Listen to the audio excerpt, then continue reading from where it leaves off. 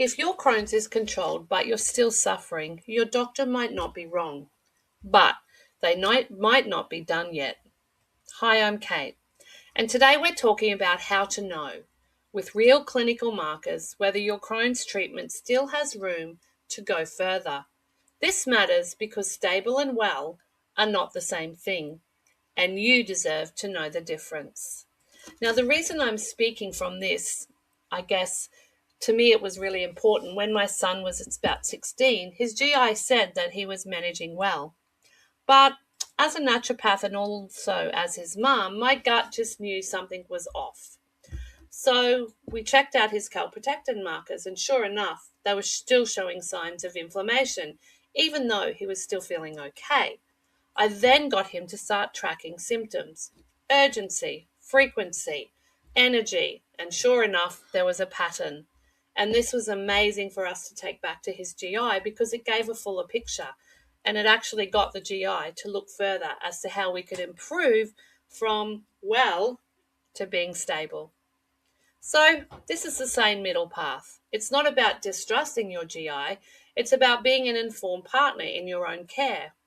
Research consistently shows that mucosal healing, not just symptom relief, is the current gold standard for Crohn's remission.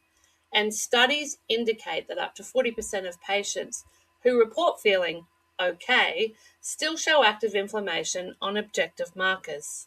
Your GI is not your adversary, but you are allowed, and I'd argue obligated, to bring them the full picture. And that's what today is about. So as I mentioned previously, it's really important to know your lab benchmarks.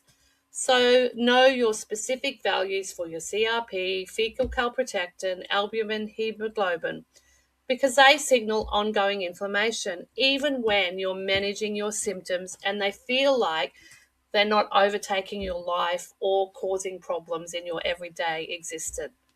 My husband's calprotectin result, it looked borderline, but when we looked further as to his symptoms, it actually was causing more of a problem than we thought.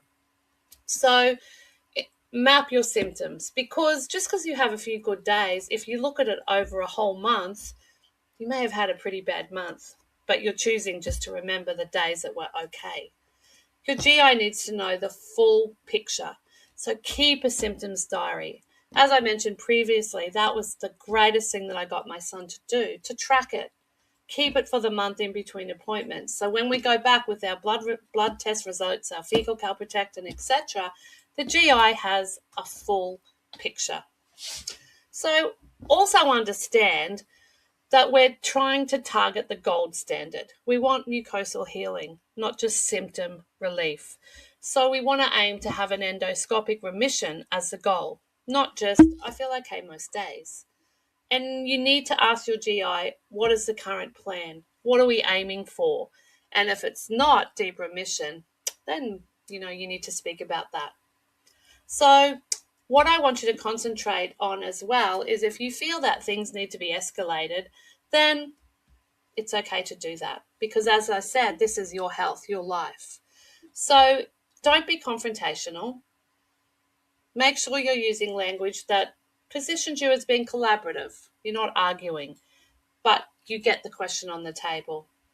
So the most important phrase that I think you need to know is ask your GI, what are we aiming for? And if you feel that your GI is not giving you a good answer or one that you're happy with, then obviously get a second opinion, because that's okay as well. You're not stuck with that doctor if you don't feel like you and him or her are on the same page. So where are we now? Well, 20 years later, my husband is flare-free, and we had to learn a lot in that time. We had to learn to speak up. We had to learn to push the envelope and ask, what's going on here? What's the full picture? What are we aiming towards? And with my son being in deep remission now, we realized that it wasn't just how he felt, but we had to look at the labs as well. And that combination enabled him to move into deep remission. So I don't want you to feel anxiety about speaking to your GI, but I want you to feel confident that you can have control over your own health. Now, if you found this useful, the checklist I walked you through today is linked below. Print it, fill it in before your next appointment, and take it with you. And if you're not already subscribed to my channel, make sure you hit that button so you don't miss the next video in this series. So I'll see you in the next one. And always remember what I'm saying to you, it's not a substitute for your GI's clinical judgment. These markers are a starting point for a conversation, not a diagnosis. Please don't adjust or stop any medication based on what I've shared here. That decision belongs with your specialist. Your doctor is never wrong. They just maybe don't have all the information, and that's up to you to bring. Have a beautiful day.